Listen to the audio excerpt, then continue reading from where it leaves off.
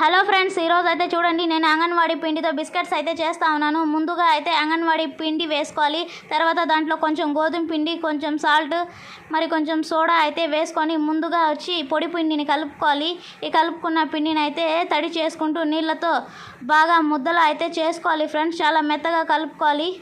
నేనైతే కలుపుకునేస్తున్నాను. చూడండి, ఈ విధంగా పెద్ద బాల్ అయితే చేసుకున్నాను. ఈ బాల్ని అయితే 4 బాల్స్లా డివైడ్ చేసుకునేసా.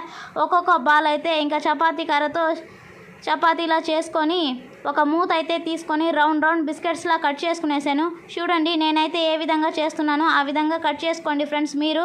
ఇంకా బిస్కెట్స్ అయితే చాలా చక్కగా కట్ అయిపోయాయి. ఇప్పుడు బాండ్లీ అయితే పెట్టుకుంటాను.